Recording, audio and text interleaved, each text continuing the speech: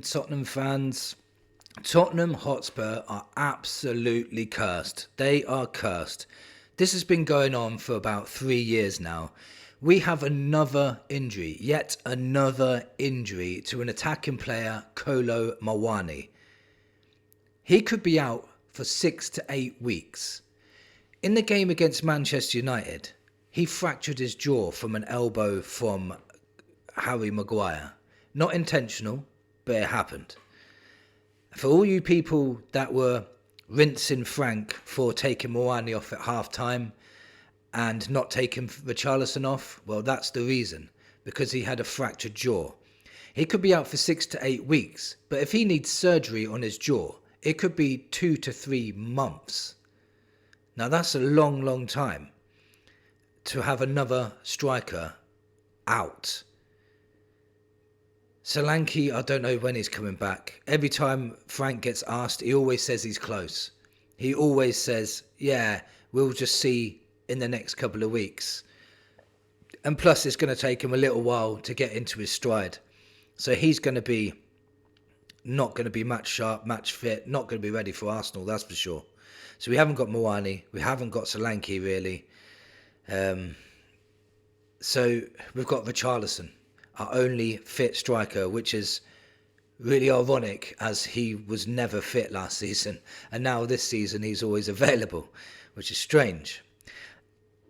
But I want to look at this in a different way, maybe a positive light.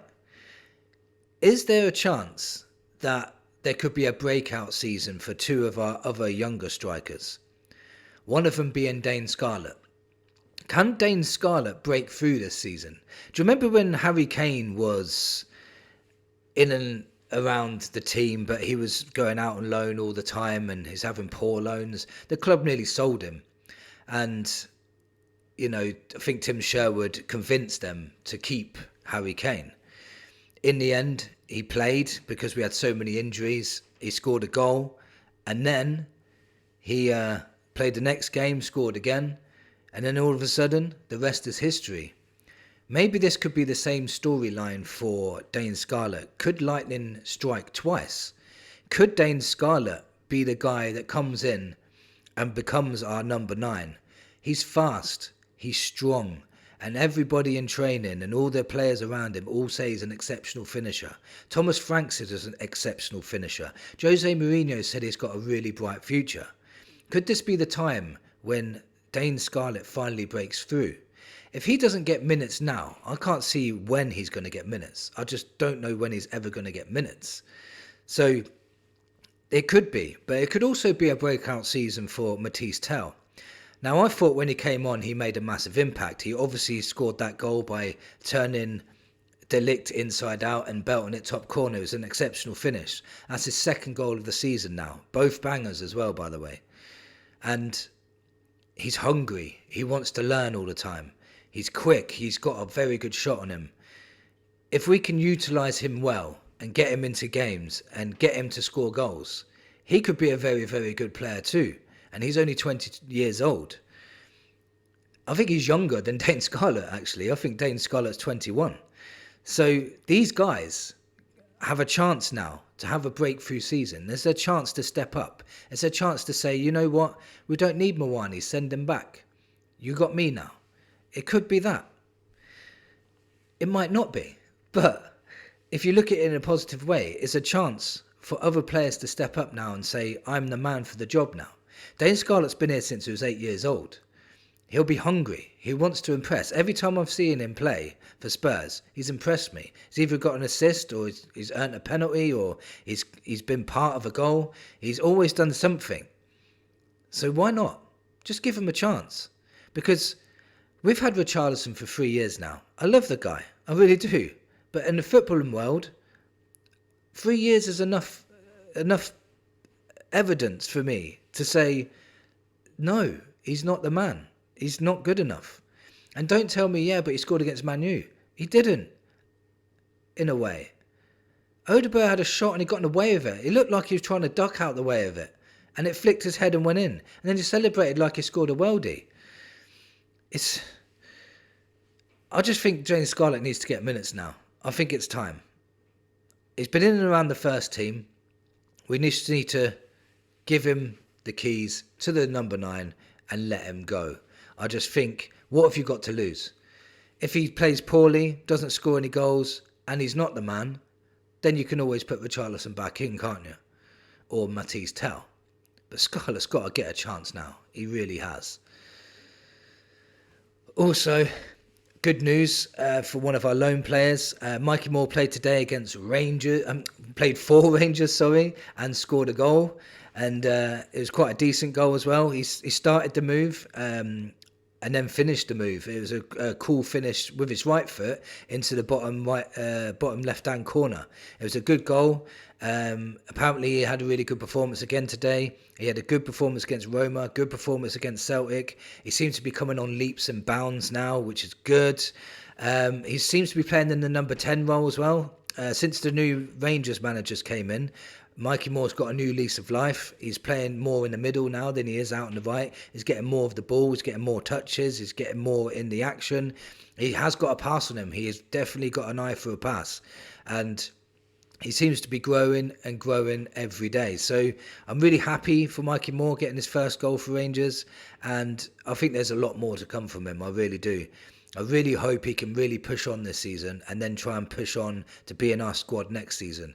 Because number 10 role, we've got Maddison, we've got Xavi, we've got Kulu, but it'd be nice to have a nice young number 10 coming through, trying to push those guys to the limit to try and get a place in the team.